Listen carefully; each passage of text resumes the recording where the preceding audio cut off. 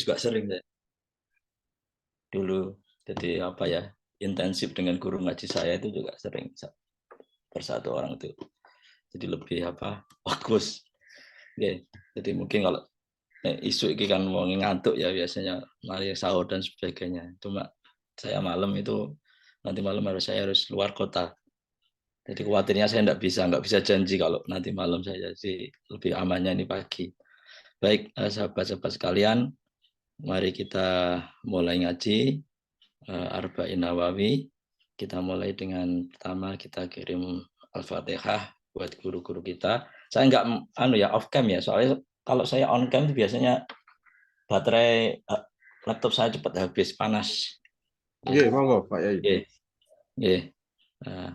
Kita kirimkan Al-Fatihah kepada Nabi Muhammad, kemudian para keluarganya, guru-guru kita, kiai-kiai kita yang telah mendahului kita, yang telah mendidik kita, dan khusus kepada Imam Nawawi yang telah mengangkat kitab Arba'in Nawawi ini. Al-Fatihah. A'udzubillahi minasyaitonirrajim. Bismillahirrahmanirrahim.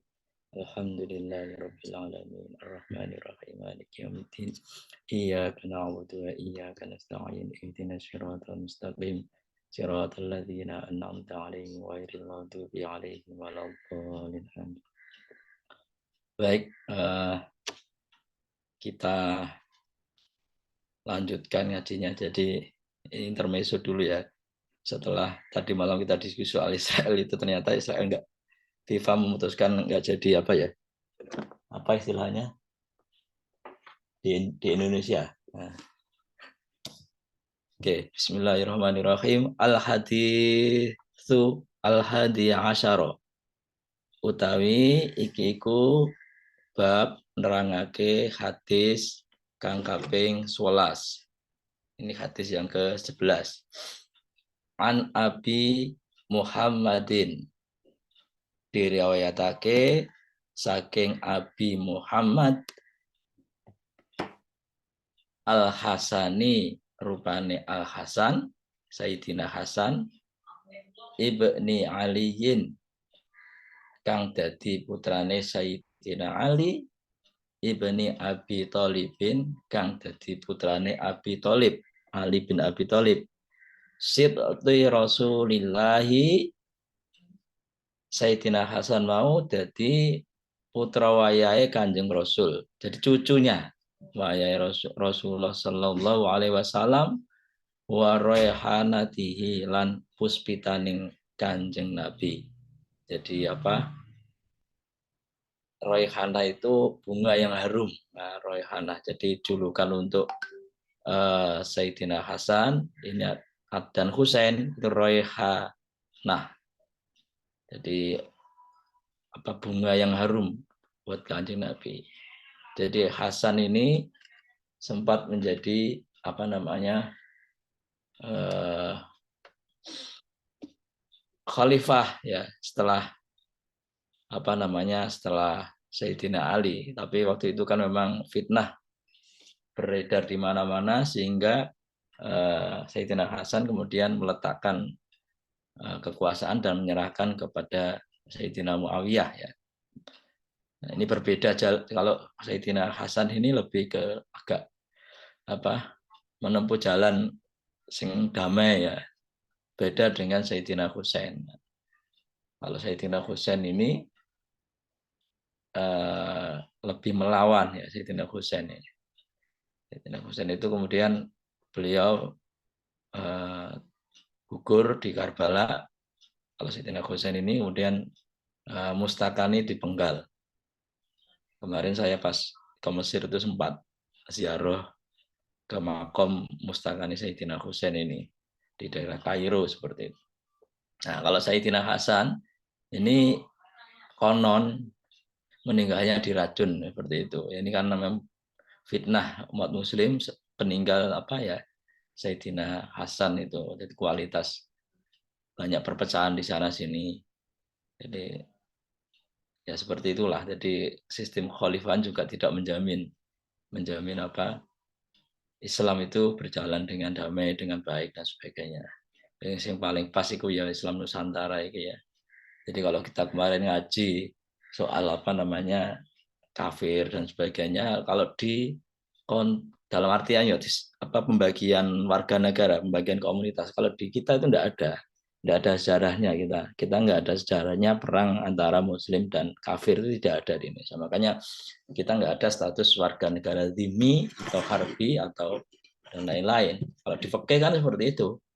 Nah, di fikih itu bingung kalau lihat Indonesia itu kan karena nggak ada status warga negara apa namanya yang Muslim atau yang kafir ini ya warga negara semuanya.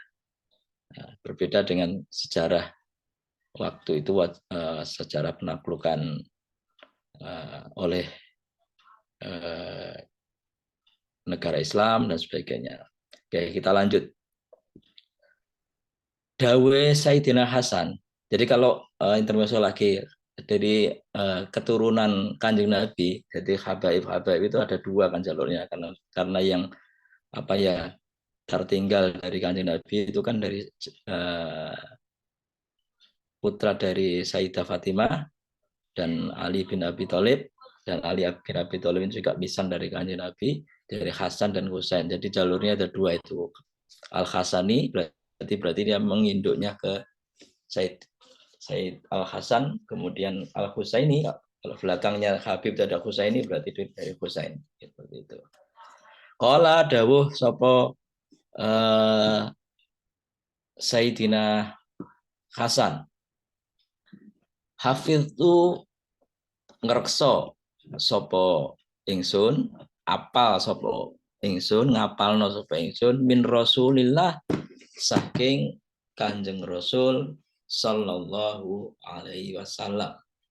Jadi dari Sayyidina Hasan, jadi masih kecil berarti ya pada saat menemui sugengnya Kanjeng Nabi. Dari Sayyidina Hasan juga masih belum dewasa, tapi beliau mengingat salah satu dawuh dari Kanjeng Nabi. Apa dawuh yang beliau ingat dari Sayyidina Hasan itu? Da tinggalo siro ma ing perkara yari buka kang mamangake opo ma ing siro, meragukan, membuat was-was, membuat ragu-ragu, yari buka. Ada yang redaksinya itu yuri buka, ada yang yari buka, tapi yang masyhur itu yari buka. Jadi kalau jaringan apa dalikal kita pula roiba fi, nah, itu satu akar dari itu roiba itu kan keraguan. Jadi kitab Quran itu tidak ada keraguan sedikit pun di dalamnya. Jadi keraguan. Jadi ma dak tinggalo siro ma ing perkara yari buka kang membuat ragu-ragu apa mau ing siro. Tinggal ila ma tumuju maring mo, tinggalkan tadi maring perkara layari buka kang ora mamangake, kang ora membuat ragu apa ma ing siro. Jadi yang meragukan itu tinggalkan menuju hal yang yakin yang membuat hatimu tenang. Rawahu ngriwayatake hadis mau sapa at-Tirmidzi, Imam Tirmidzi wan Nasa'i lan Imam Nasa'i. Wa qala lan dawuh sapa at-Tirmidzi, Imam Tirmidzi, hadisun utawi iku hadis iku mau iku hasanun, hadis hasan sahihun tur kang sahih. Jadi ini kalimatnya padat ya. Jadi Kanjeng Nabi itu kalau dawuh ya singkat tapi maknanya dalam. Lain dengan kita ngomongannya wakil tapi kan isine. Ya Kanjeng Nabi ya itu tak mayari buka ilama la yari buka. Ngono tok wis. Jadi nanti ke depan banyak juga hadis-hadis yang pendek seperti itu. Tinggalkan yang membuat kamu ragu menuju menuju yang membuat kamu tidak ragu-ragu. Dan ini hubungannya dengan kemarin kita belajar soal hadis berapa itu subhat kemarin itu. Jadi ini relasinya dengan itu. Jadi yang subhat itu kan yang ragu iki halal atau haram. Nah, itu kan ragu-ragu kita. Maka tinggalkan itu.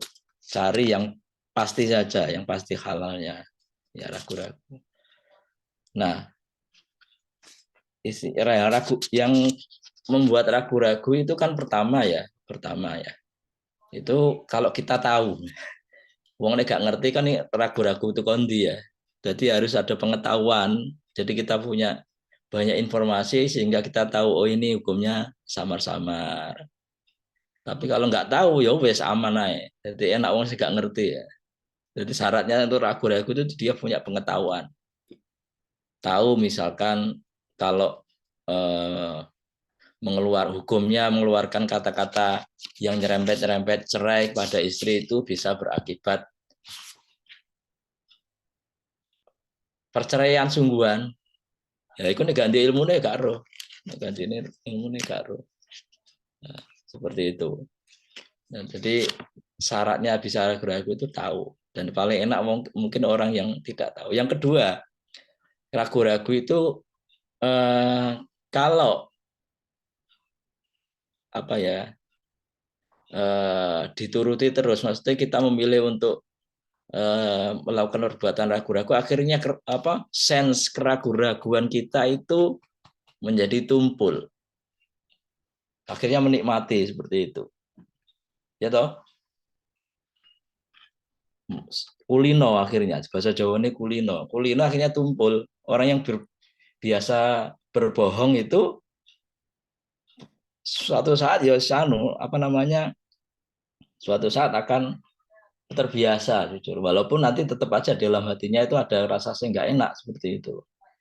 Nah, jadi syaratnya kita bisa ragu-ragu itu pertama kita punya cukup pengetahuan. Kalau nggak cukup pengetahuan ya nggak bisa ragu-ragu, nggak tahu. Yang kedua, sense ragu-ragu itu tetap di ragu-ragu yang baik loh ya. Ragu-ragu yang baik ini. Ragu-ragu yang tidak baik misalkan niat sholat ya, niat sholat usul di fartul. Ikut dibaleni bolak-balik, ada yang seperti itu bukan itu was-wasnya setan. Nah, ragu-ragunya itu kalau ada hal yang mencurigakan ini halal dan haram, ini baik atau tidak, maka tinggalkan. Itu nasihatnya Nabi, tinggalkan saja yang melakukan. Jadi dawuh Kanjeng Nabi istafti qalbak, mintalah fatwa kepada hatimu. Kalau hatimu srek, lakukan. Kalau tidak srek, jangan lakukan. Jadi seperti itu. Jadi kita harus melatih kita untuk pertama harus belajar banyak sehingga tahu mana yang baik dan mana yang buruk. Terus kemudian melatih sense keraguan kita. Jangan terbiasakan untuk memilih yang samar-samar seperti itu. Itu nasihatnya Kanjeng Nabi. Nah, ada beberapa hal saya mencatat, saya ikut dari Syarah Arba'in Nawawi yang dikarang oleh Dr. Mustafa Tibul Bagho. Ada beberapa hal yang bisa dipetik dari hadis ini. Jadi hadis ini tadi saya sampaikan itu mengajarkan untuk meninggalkan hal-hal yang subhat. Karena dengan meninggalkan hal subhat kita bisa meningkatkan level kualitas ketakwaan kita, kualitas pribadi kita sebagai muslim menuju yang warok. Warok itu berarti ya tadi lebih wiroi, menjaga jarak dengan hal yang remeng-remeng tadi. Karena kemarin kita belajar kalau remeng-remeng itu mengkhawatirkan, khawatir kita malah jatuh ke haram, maka lebih baik ditinggalkan. Dan kita kemarin juga belajar bahwa subhat itu dalam sistem ini kalau konteksnya misalkan harta yang halal itu sangat-sangat susah seperti itu. Ya, penting awak dhewe cari yang tidak nyata-nyata haram itu wis apik level awak dhewe, tidak nyata-nyata haram itu yang kita lakukan. Istafti qalbak intinya. Jadi kemarin juga kita sudah belajar contoh misalkan soal apa namanya warok ini, bagaimana seorang sufi namanya Ibrahim bin Adham itu sampai menolak untuk mengambil air zam-zam gara-gara dia tidak punya tidak punya timba sendiri untuk mengambil air zam-zam. Khawatirnya itu terkontaminasi oleh subhat sebenarnya. Nah, terus kemudian hadis ini juga dalam kaidah fikih juga mengajarkan kalau terjadi pertentangan antara yang syak, yang meragukan dan yakin, maka jelas harus dipilih yang yakin.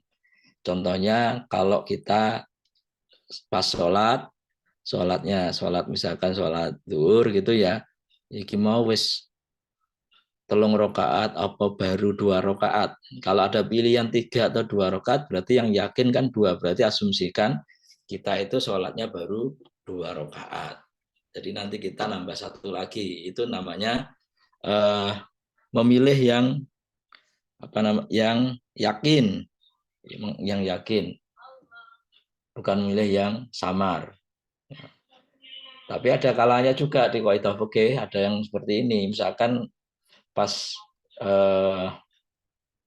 kondisi perut lagi error gitu ya, wetenge kok iki ngentut agak, maka itu ada juga hadis yang menyebut bahwa kalau nggak sampai sampean krungu ngentut atau ambune kentut, ya berarti asumsinya tetap suci karena yang yakin kita sudah wudu. Itu seperti itu. Nah, yang juga bisa dipetik dari hadis ini adalah asidku tumak ninah wal kitbu roibah. Jadi kalau kejujuran, jadi mengikuti apa yang kata hati kita, ya, maka itu akan menimbulkan ketenangan di dalam jiwa kita. Tapi kalau berbohong itu pasti akan ada efeknya, hati kita menjadi tidak tenang. Makanya detektor kebohongan itu bergeraknya di sini. Jadi kalau kita berbohong itu pasti ada kedipan matanya, ekspresi wajahnya kan gitu kan, detektor kebohongan waktu kita yang gitu sedang sambo itu kan dijelaskan seperti itu. Jadi pasti orang berbohong itu kalau mengikuti yang meragukan ya melakukan tindak yang meragukan pasti jiwanya tidak tenang ya ini. Jadi yang pasti benar, yang pasti halal itu akan menimbulkan ketenangan jiwa. Tinggalkan yang membuatmu ragu. Tinggalkan yang membuatmu ragu. Tadi saya sampaikan kita bisa ragu itu kalau kita punya cukup ilmu dan kedua kita melatih untuk sense, memilih untuk ragu-ragu itu perlu. Tapi kalau nggak terbiasa itu 12 gini. Baik itu hadis yang nomor 11. Jadi masih ada hubungannya dengan soal syubhat. Kita lanjut dengan hadis yang ke-12. Al hadis utawi iki iku bab nerangake hadis asania asaro kang kaping 12. Ini lagi hadisnya juga singkat juga. An Abi Hurairah, diriwayatake saking Abi Hurairah radhiyallahu anhu qol dawuh sapa Abu Hurairah qala dawuh sapa Rasulullah sallallahu alaihi wasallam min husni islamil mar'i iku setengah saking baguse islami wong suci. Jadi husni, kemarin kita belajar ihsan ya. Jadi ihsan itu ada ihsan, ada Islam. Ihsan itu berarti next level dari berislam. Ihsan itu ya. Jadi Islam, oke, Islam itu standar aja, ngikuti aturan, syarat rukunnya, dan sebagainya. Tapi kalau diperbagus sih, jadi standar rukun syarat itu kita beri maknai, bukan sekedar sholat, bukan sekedar rukuk sujud dan sebagainya, tapi kita maknai. Nah, ini min husni Islam, dari bagusnya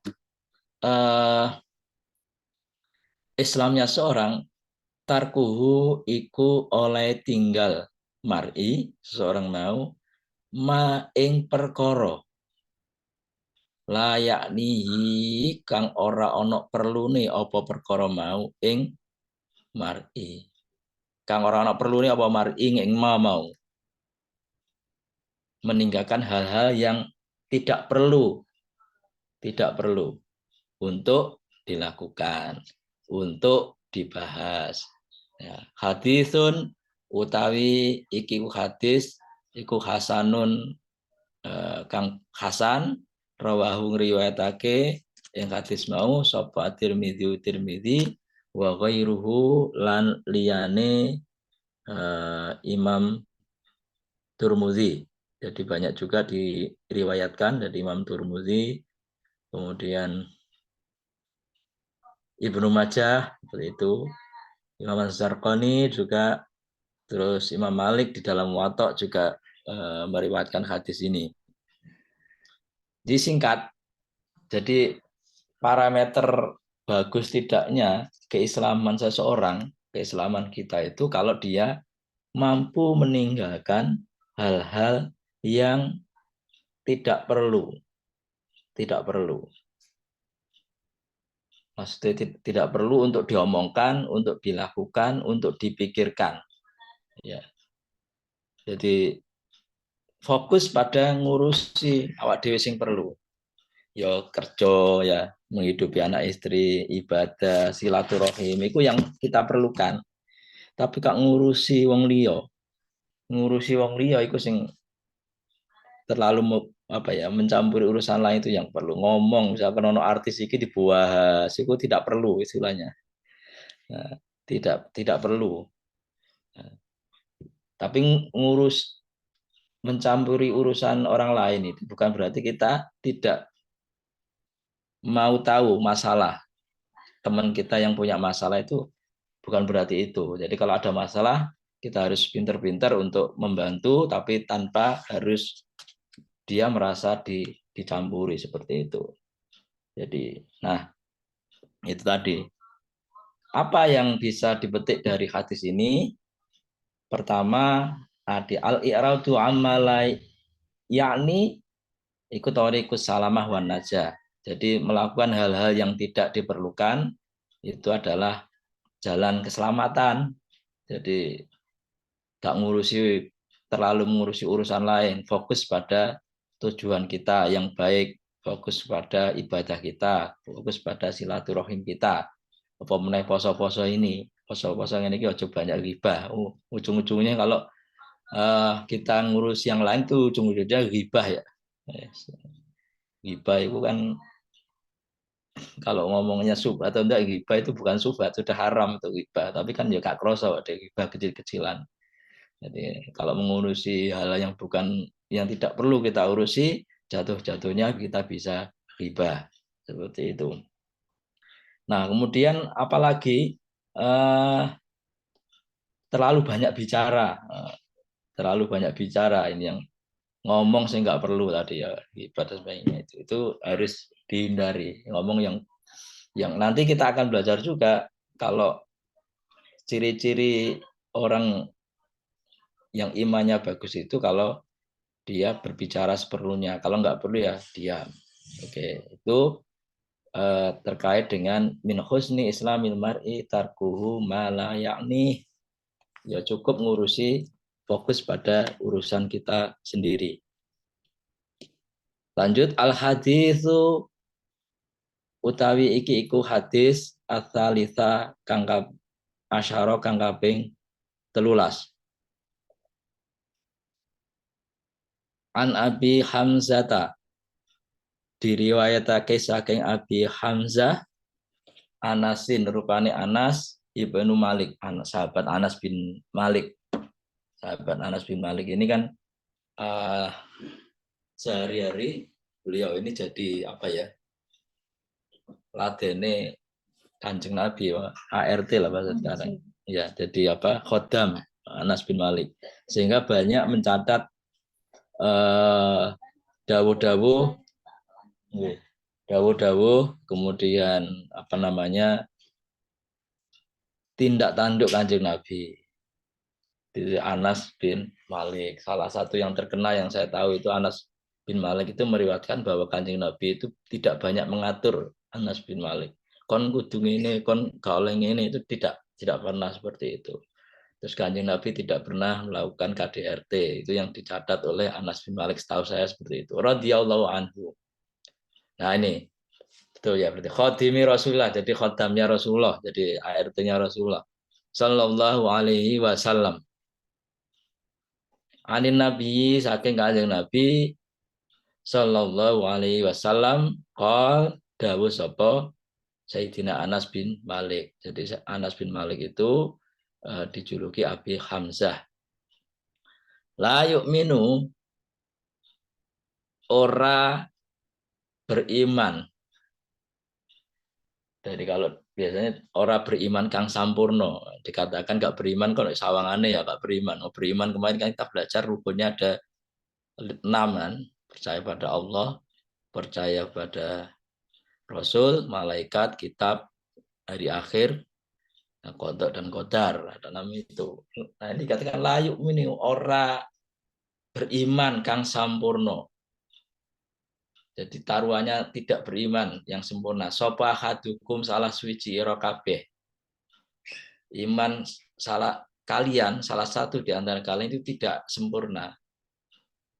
Hatta, kenapa tidak sempurna? Karena tidak melaksanakan ajarannya Allah, Rasul dan sebagainya itu tadi. Hatta yuhibba, tidak beriman, hatta yuhibba, sehingga seneng sopahat di akhihi maring sedulure ahad. Seneng ma ing mo yuhibbu kang seneng sapa ahad linafsihi maring awak dhewe ne ahad. Ini kalau biasanya sering terjemahnya ke gini. Tidak beriman dengan sempurna salah seorang di antara kamu sehingga dia mencintai saudaranya sebagaimana dia mencintai dirinya sendiri. Ini terjemahan yang salah. Terjemahan yang salah, bukan seperti itu, bukan mencintai orang lain seperti mencintai diri sendiri, bukan seperti itu. Walaupun seperti itu juga tidak salah, tapi maksud hadis itu bukan seperti itu. Artinya tidak beriman salah seorang sehingga dia senang terhadap sesuatu yang ya senang kalau saudaranya itu mengalami sesuatu yang dia juga senang. Nah itu maksudnya mendapat dia, kalau dia senang dapat A misalkan ya, maka dia juga akan merasakan senang kalau saudaranya juga dapat A. Itu intinya, bukan mencintai dirinya sendiri seperti mencintai orang lain seperti mencintai diri sendiri, bukan seperti itu. Tapi senang, tanda dari iman yang sempurna dari seorang mukmin itu kalau saudaranya itu mendapat kesenangan, maka dia juga ikut senang. Jadi dia punya empati. Oh, aku senang iki, berarti saudaraku juga harus saya perlakukan seperti ini. Dan sebaliknya, mukhalafahnya, kalau saudara saya tidak senang seperti ini, maka saya jangan kita lakukan seperti itu. Saudara saya tidak senang mendapat perlakuan, tetangga saya nggak senang mendapat perlakuan seperti ini, maka saya jangan melakukan ini. Jadi ini intinya ajaran untuk nyocok senengnya. Tapi bukan berarti seperti ini soal selera ya. Oh, aku senengane sate kambing ya. Nah, koncoku merene ya berarti aku ngekei sate kambing. Padahal koncone gak seneng sate kambing. Ya, bukan seperti itu maksudnya. Jadi pokoknya apa yang disenangi itu ya dicocokkan gitu. Jadi menyesuaikan kondisinya. Jadi tidak sempurna iman seseorang itu sampai dia seneng kalau saudaranya itu mendapatkan kondisi yang sama yang dia senangi. Seperti itu ya. Koncone oleh mobil misalkan, ya awak dhewe melok seneng aja malah dengki ya. Awak dhewe kan ya seneng misalkan untuk mobil misalkan ya.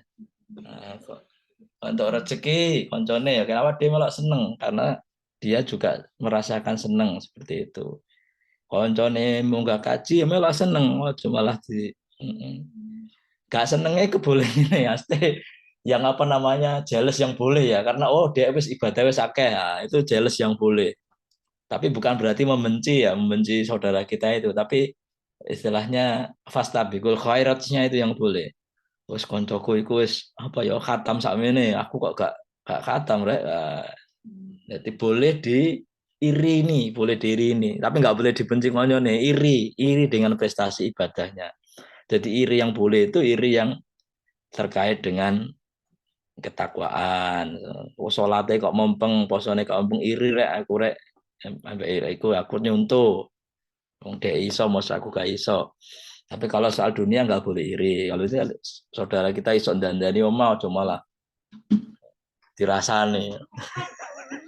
Senengane pamer ya omahe ngono dadekno difoto. Ya gak usah seneng lah foto. Koncone iso dandani omah di pamerno ya sekene melok seneng lah ya, seperti itu. Aja malah didengki opo dirasani. Jadi itu tanda tidak iman tidak sempurna itu.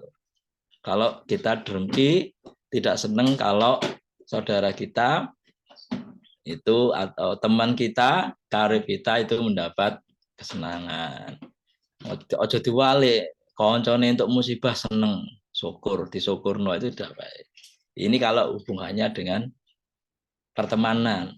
Nah, ini juga kalau eh, sebagai seorang pemimpin ya, kalau misalnya kita ditakdir sebagai seorang pemimpin ya, pemimpin itu bisa macam-macam ya. Kalau di Indonesia misalkan legislatif, eksekutif atau ulama-ulamanya juga itu pemimpin ya, pemimpin umat ini.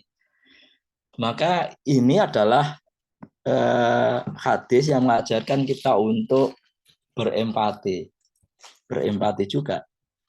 Nek delok dalan elek ngono ya. Nah, dalan ini apa tak kadang trempel. Kan awak dewi sebagai misalkan saya sebagai pemimpin ya gak seneng kan ini. Berarti rakyat saya yang saya pimpin jangan sampai merasakan seperti ini.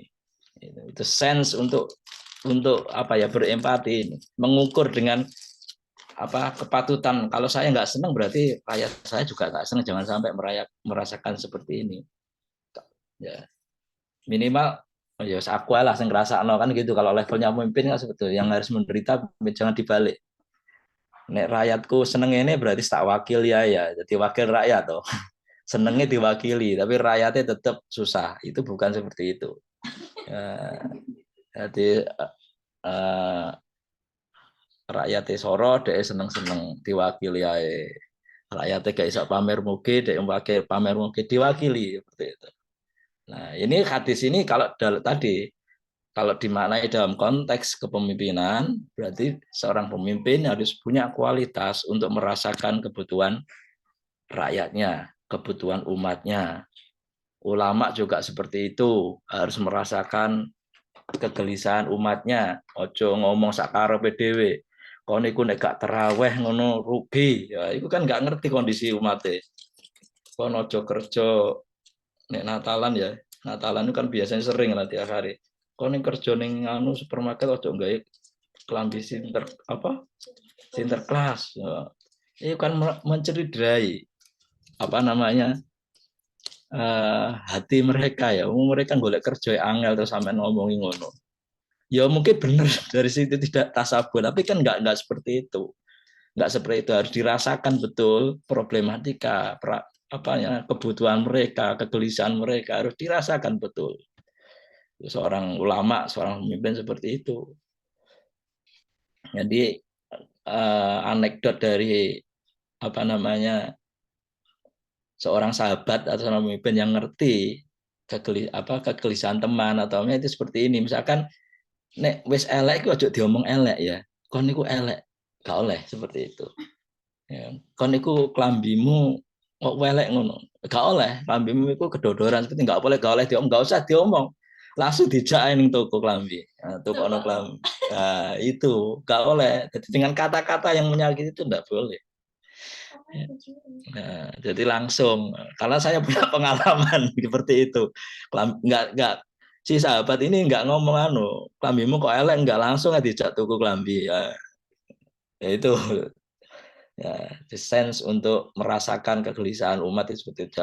Jangan ngomong saudele dewe, apalagi dalam kondisi sekarang ini yang jadi pejabatnya dia apa namanya ulama, yang jadi ustadz aja ngomong sakar PDW.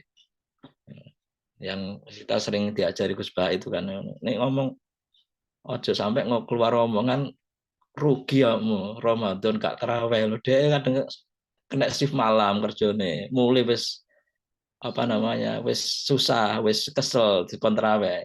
Jangan seperti itu, ya, harus memberi merasakan itu tadi, la yu'minu ahadukum hatta yuhibba li akhihi ma yuhibbu li nafsi. Jadi diukur dengan apa namanya, diukur dengan kira-kira apa sih yang dirasakan oleh rakyat saya, apa yang kira-kira dirasakan oleh teman saya, apa yang dirasakan oleh umat saya, ojo sak kepenake dhewe. Itu maknanya. Rawahu riwayat mau sapa Bukhari, Imam Bukhari.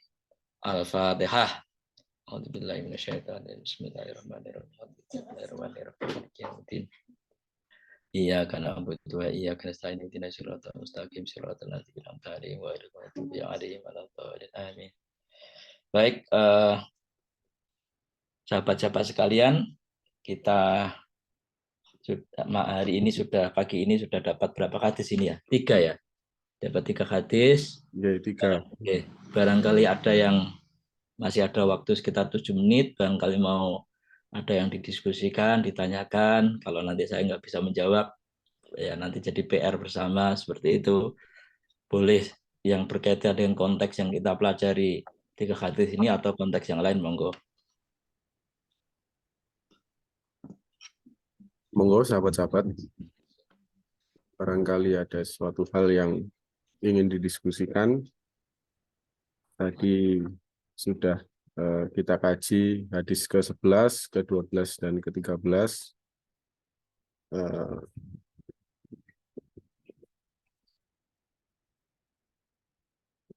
Kalau memang sudah cukup, bisa diakhiri. Yeah.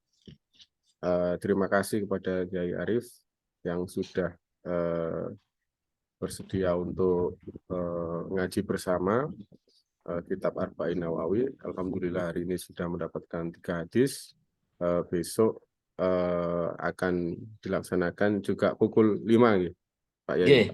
Nggih, sampai Rabu insya Allah pukul 5 pagi. Ada acara ya. Kamis mulai malam lagi. Malam kan enak bisa sambil ngopi. Lah isu sambil ngantuk ya. Nggih. Nggih, matur nuwun. Dan sahabat-sahabat yang lain, terima kasih rawuhipun. Kami akhiri, wallahu muwaffiq ila aqwamit thoriq. Wassalamualaikum warahmatullahi wabarakatuh. Waalaikumsalam warahmatullahi wabarakatuh. Nggih, matur nuwun.